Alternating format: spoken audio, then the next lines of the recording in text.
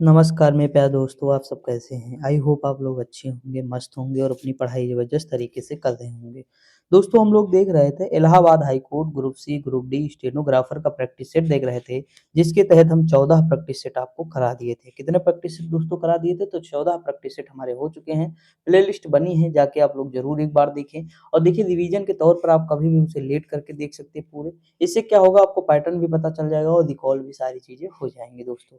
देखिए कल से हो सकता है मैं आपको क्या करूँ मतलब जो है उस पे प्रैक्टिस मतलब वो पेन टैब पे मैं पढ़ाना शुरू करूँ, तो थोड़ा आपका सहयोग चाहिए दोस्तों क्योंकि उस पे शुरुआत करेंगे हम लोग। क्योंकि कल मैंने वीडियो बनाई थी तो ठीक-ठाक बन रही है, तो उसमें 1-2 चीज़ मुझे क्या है माइक वाला देखना है और बाकी भाई कोई दिक्कत नहीं है, तो एक कनेक्टर लाना है जो माइक से कनेक्ट हो जाए, ताकि मतलब आवाज़ एकदम क्लियर रहे। तो उससे मैंने देखा दोस्तों, तो लिखने में भी बहुत आसानी होती है। ठीक, तो एक दोस्त का मैंने जो है टैबलेट ले लिया है, तो उसी से मैं कोशिश करूँगा कि पढ़ाऊँगा।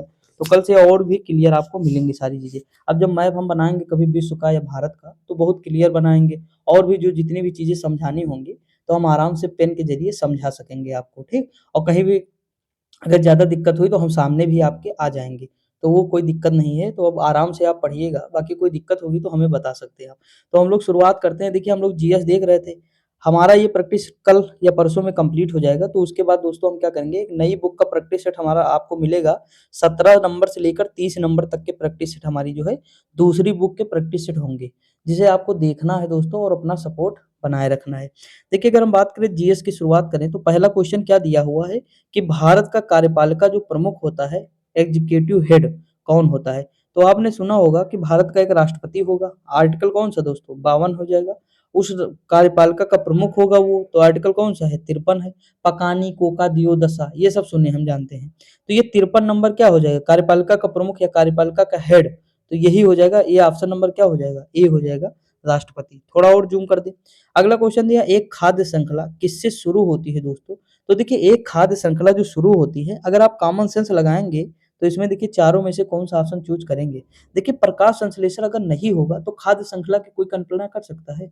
शैवाल सबसे पहले अगर आया, ब्लू मतलब नीलहरी शैवाल सबसे पहले धरती पर अगर जन्म लिया, तो उसका रीज़न क्या था? प्रकाश संश्लेषण ही तो था।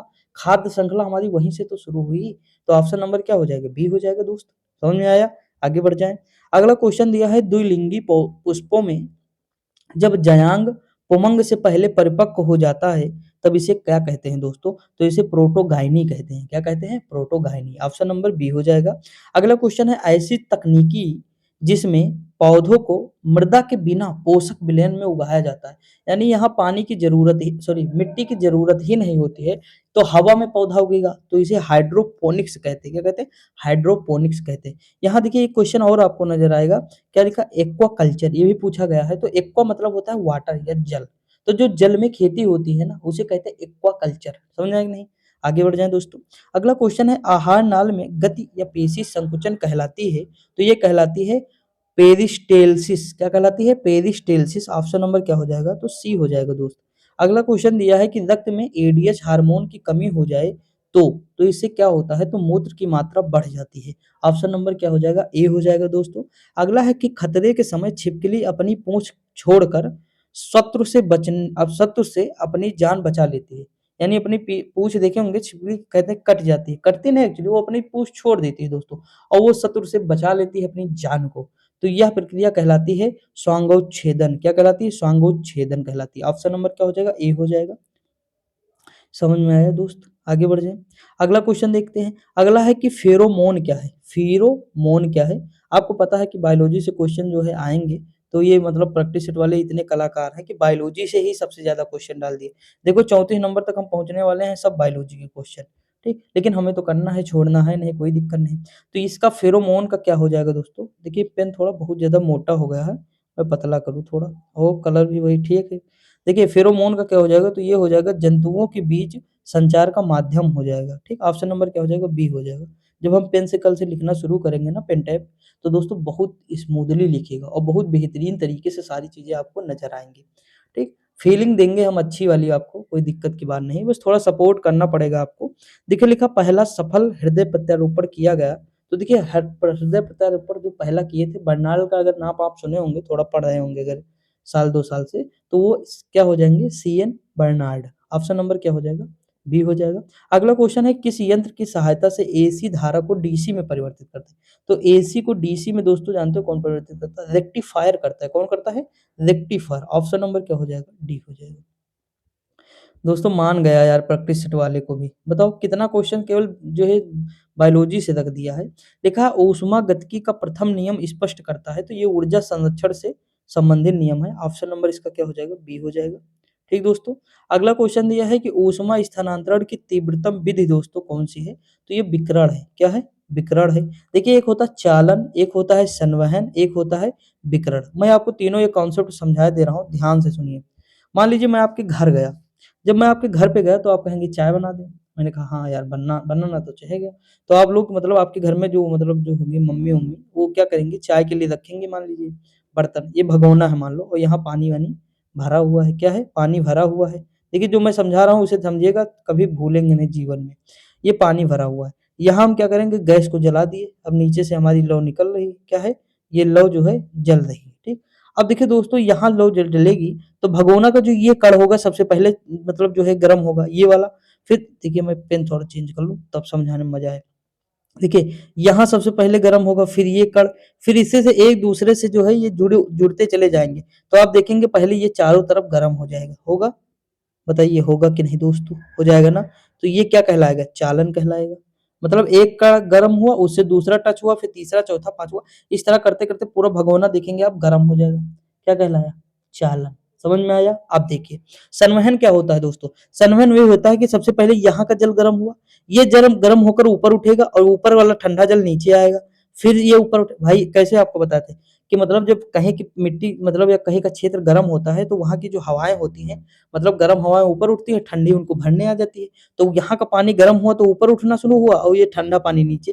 तो आप देखेंगे इस तरह बुलबुले टाइप बनने नहीं लगते हैं। तो ये आपकी चाय दोस्तों जो है इस तरह बनना शुरू होगी और धीरे-धीरे देखेंगे आप चाय बन जाएगी।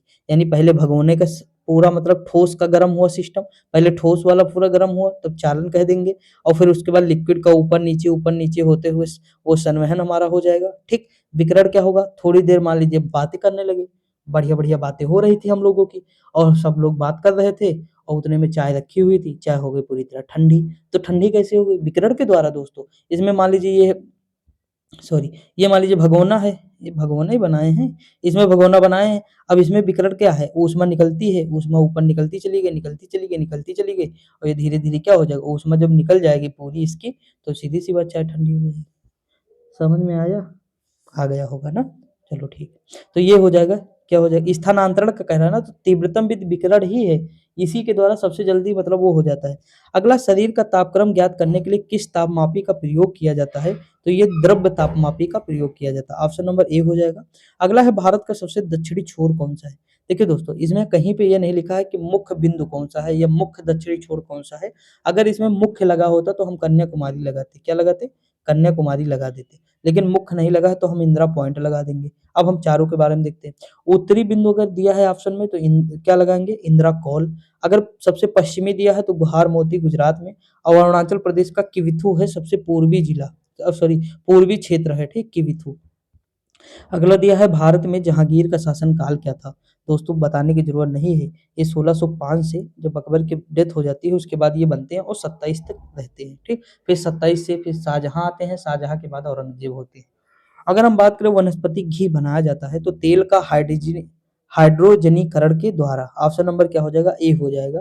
देखिए ये थोड़ा क्रम आपको याद रखना दोस्तों। पहले आए बाबर, बाबर के बाद आ गए हुमायूँ, हुमायूँ के बाद आ गए अकबर, अकबर के बाद आ गए जहांगीर, जहांगीर के बाद शाहजहाँ, शाहजहाँ के बाद जो है औरंगजेब, औरंगजेब के बाद फिर उनका बेटा आता है बहादुर शाह फर्स्ट। उनके 4 बेटे थे बहादुर शाह फर्स्ट, मुअज्जम आजम, कामबख्श, मोहम्मद सुल्तान, ठीक?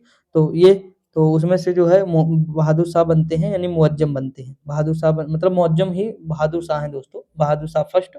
तो बहादुर शाह फर्स्ट, फिर जहांदार शाह, फिर फर्रुखियत, रफीउद्दौला, मोहम्मद शाह, अहमद शाह, शाह आलम द्वितीय, अकबर द्वितीय और फिर लास्ट में जाके जो है कौन आते हैं तो बहादुर शाह जफर आते हैं, जब उनको रंगून भेज दिया जाता है। तो वहीं पे उनकी डेथ हो जाती है। तो ये लास्ट में चलता है 1857 में मुगल मतलब मान लीजिए मुगल का पतन हो जाता है पूरी तरह से और दिल्ली पर किसका शासन हो जाता है?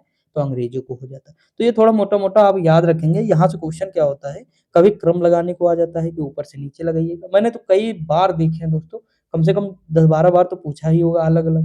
नेट ज़रूरत दिया था तो 2 बार दोस्तों यही पूछ लिया था अलग-अलग। एक बार तो इनका पूछ लिया था सिख धर्म के जो गुरु थे, हमारे 10 गुरु, अब कौन-कौन से हैं आपको ना याद होगा, मैं तो ट्रिक आपको बताया ही हूँगा और नहीं बताया हूँ तो आगे हम बता देंगे किसी दिन।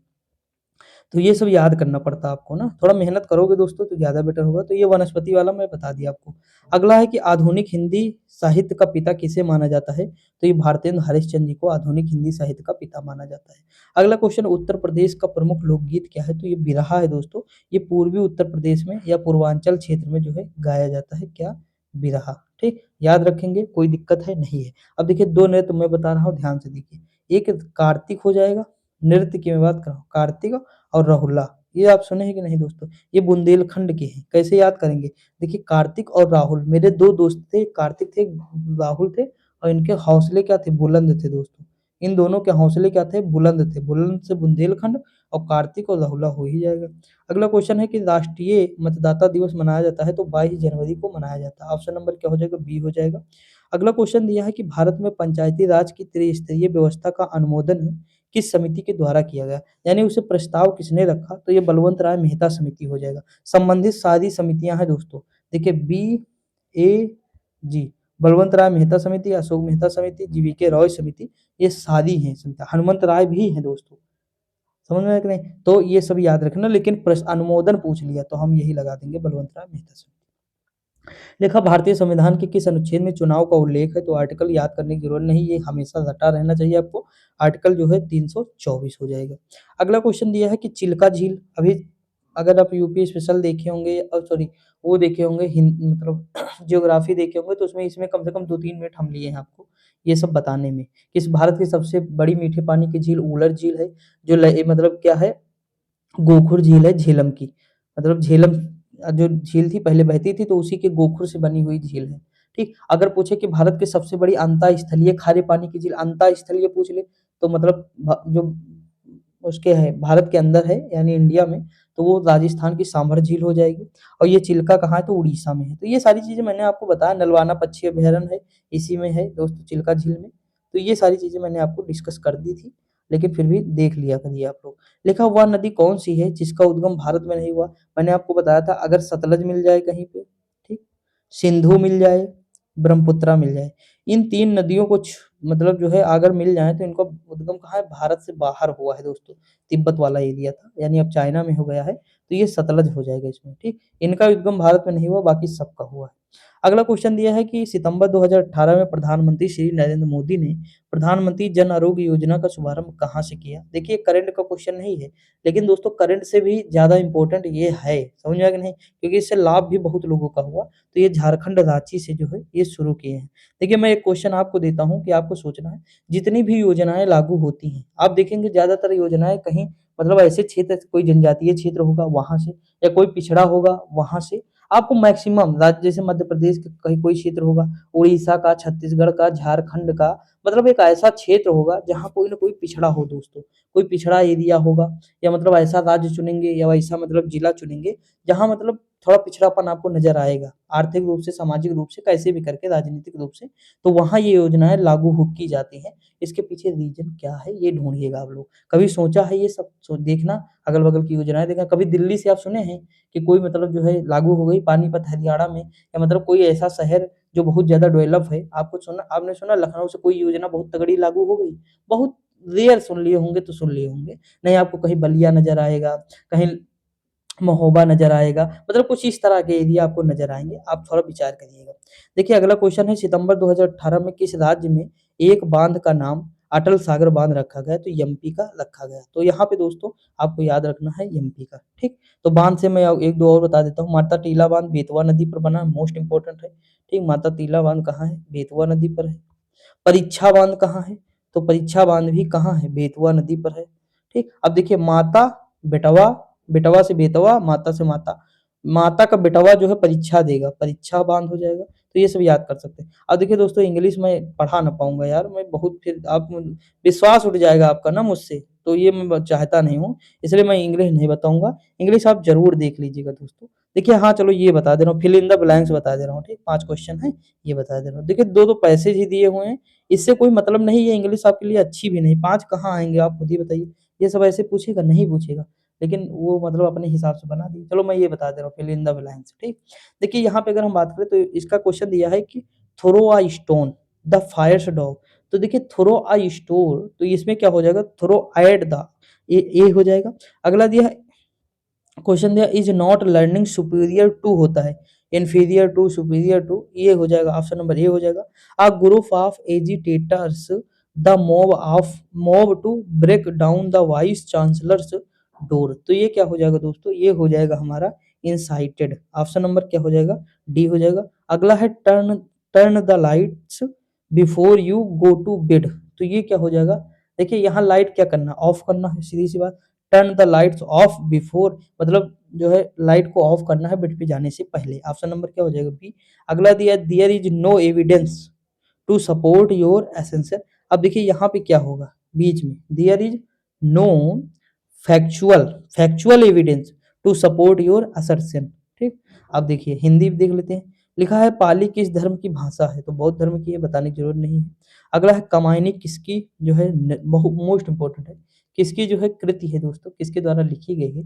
तो कमायनी जो लिखे हैं जयशंकर प्रसाद जी लिखे हैं। अगला है गोदान, तो एक उपन्यास है, प्रेमचंद जी का है, पढ़ना कभी अगर नहीं पढ़े हैं तो मोस्ट इंपॉर्टेंट है ये भी, मतलब अच्छा है।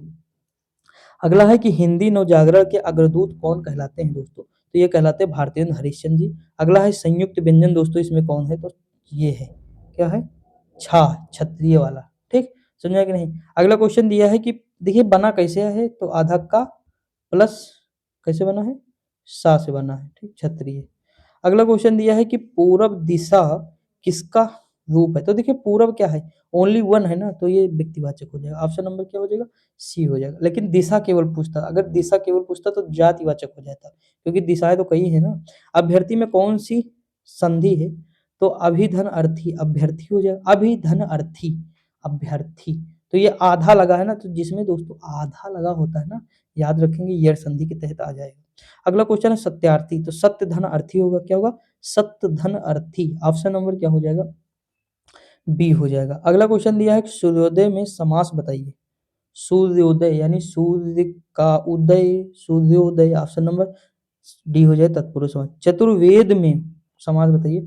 चतुर्वेद, चार वेदों को, मतलब दोस्तों देखिए अगर हम बात करें तो द्विग समास, इसमें कोई मतलब दिक्कत की बात नहीं है, हम लगा सकते हैं, क्योंकि चतुर है ना, मतलब चार वेदों को जो जानता है तो उसी हिसाब से होगा। तो ऑप्शन नंबर क्या हो जाएगा? 85 का ए हो जाएगा। अगला क्वेश्चन दिया हुआ है कि निम्न में ईस्ट का पर्यायवाची शब्द क्या है? ईस्ट, ईस्ट का है अभिप्रेत, काम में अभीष्ट। उपरोक्त सभी दिया है ना ऑप्शन में, तो मैंने बताया था अगर दिया है तो मैक्सिमम चले जाओ इसी पे। अगला निर्झर, सोता, झर निम्नलिखित में से किस शब्द के पर्यायवाची हैं? तो दोस्तों ये पर्यायवाची हैं झरना के, किसके हैं? झरना के। अगला क्वेश्चन है आरोही का विलोम क्या है दोस्तों? आरोही का अवरोही हो जाएगा। अंधकार का विलोम क्या होता है? अंधकार का प्रकाश होता है, क्या होता है? अंधकार का प्रकाश होता है। तिमिर का आलोक हो जाएगा, ठीक? तिमिर मतलब भी अंधकार होता है, लेकिन वहां पे हमें उस हिसाब से चूज करना है कि जिस हिसाब से दिया होगा ऑप्शन, उस हिसाब से हमें चाहिए आंसर, समझे कि नहीं? अगला है धन को व्यर्थ ही खर्च करने वाला कहलाता है। तो धन को जो व्यर्थ खर्च करता है वो अपव्ययी कहलाता है। अगला क्वेश्चन है जो किसी के प्रति आसक्त हो कहलाएगा। अगर कोई किसी के प्रति आसक्त है तो अनुरक्त कहलाएगा। अगला क्वेश्चन दिया है खांसी का तत्सम क्या होगा दोस्तों? तो देखिए खांसी का तत्सम क्या हो जाएगा? कुक्कर, कास, कसाय और कफ। तो दोस्तों देखिए अगर हम बात करें इसमें तो कास हो जाएगा खांसी का तत्सम। ऑप्शन नंबर क्या हो जाएगा? इसमें ऑप्शन नंबर दिया है दोस्तों बी, ठीक? ये क्या माने हैं? बी। अगला है केला का कदली हो जाएगा, बिल्कुल सही बात है। परिभाषा में कौन सा उपसर्ग है? तो परिधन भाषा, परिभाषा हो जाएगा, तो उपसर्ग डी हो जाएगा। मराठी और नेपाली किस लिपि में लिखी गई है? तो मराठी और नेपाली दोस्तों देवनागरी लिपि में लिखी गई है। अगला है दांत पीसना, अरे बाप रे बाप, गांव में कहते हैं ना दांत ना पीसो भैया, तो ये हो जाएगा अत्यधिक क्रोध प्रकट करना, ठीक? दांत पीसने का मतलब क्रोध बहुत भरा है, वही कह रहा है ना, गाँव कहते हैं ना दांत पीस पीस के रह जा रहे हैं, नहीं तो तुमका काट डाली थे, कहते हैं कि नहीं दोस्तों ऐसे। तो वही चीज है, मतलब देखिए थोड़ा ऐसे बता दिया हो नॉर्मल, गाँव में ऐसा होता है, सबके होता होगा, ऐसा नहीं कि किसी के गाँव में लड़ाई ना हो और दंगा ना हो, ये सब आम बात है। देखिए अगला क्वेश्चन लिखा है कि नाक कटना मुहावरे का अर्थ क्या है? इज्जत चली जाना। नाक कटना यानी इज्जत चली जाना। अगला क्वेश्चन है सही वर्तनी वाला संध क्या है? प्रत्युत्तर, प्रत्युधन उत्तर, प्रत्युत्तर। प्रतिधन उत्तर, प्रत्युत्तर, देखिए मैं संधि विच्छेद भी बता दिया, ऑप्शन नंबर बी हो जाएगा। दोहा के सम चरणों में कितनी मात्राएं होती हैं? देखिए इस तरह के क्वेश्चन दोस्तों आपको याद रखना। देखिए अलंकार एक क्वेश्चन आपका फिक्स है, इसमें नहीं पूछा अलग मैटर है, मैं बता दे रहा हूँ, नोट कर लीजिए। एक अलंकार है और एक छंद है, ठीक, ये दो रट लीजिएगा, एक हो तो, और बाकी संधि ये भूलना नहीं, संधि, पर्यायवाची, मुहावरे, लोकोक्ति। हम तो कहते हैं हिंदी में 25 में 25 दोस्तों ले आओ, इससे बेस्ट बात कोई हो नहीं सकती, और ऐसा नहीं कि आ नहीं सकता। अभी 13 दिन है, इतना चाप के प्रैक्टिस करो, डेली एक मतलब एक अगर 25 मान लो, वो 25 दिन नहीं है, 13 दिन है, डेली दोस्तों जो आपका टॉपिक क्लियर नहीं है, ठीक, जैसे देखो संज्ञा कर लेंगे आप, मुझे पता है कॉन्सेप्ट क्लियर, संज्ञा हो गया, संज्ञा, सर्वनाम और ये समास वगैरह ये सब हो जाएंगी चीजें। बस जो चीजें कंप्लीट कम है, जैसे पर्यायवाची है, हो सकता है थोड़ा अटपटी आ जाए, विलोम है थोड़ा बहुत और हार्ड पूछ सकता है, दोहा है, ये सब कुछ चीजें रट लीजिए, इन पे अभी काम करिए और लाना है 25 में 25, इससे नीचे बर्दाश्त नहीं होगा, ठीक दोस्तों। अब देखिए यहाँ पे लिखा दोहा के सम चरणों में कितनी मात्राएं हैं, तो 11 मात्राएं हैं, और तोटक के प्रत्येक चरण में कितनी मात्राएं हैं, तो 12 मात्राएं हैं। तो ये याद रखेंगे। और दोस्तों शाम को आपको मिलेगी वर्ल्ड ज्योग्राफी की मैराथन, देख लीजिएगा, ज्योग्राफी के क्वेश्चन उससे बाहर नहीं आएंगे, हिंदी की मैंने डाली ही थी आपको। उसके बाद कल से हमारी पोल्टी चलेगी, और पोल्टी धुआंधार तरीके से चलाएंगे, 4 दिन में वो भी कंप्लीट कर लेंगे। फिर ऐसे करके हम कोशिश ये करेंगे कि पेपर से पहले मैक्सिमम चीजें आपकी कवर हो जाएगी उस बुक की, बस थोड़ा आपको देखना होगा, ध्यान से समझना होगा। 1.5 पे करके देखिएगा, क्या दिक्कत है दोस्तों।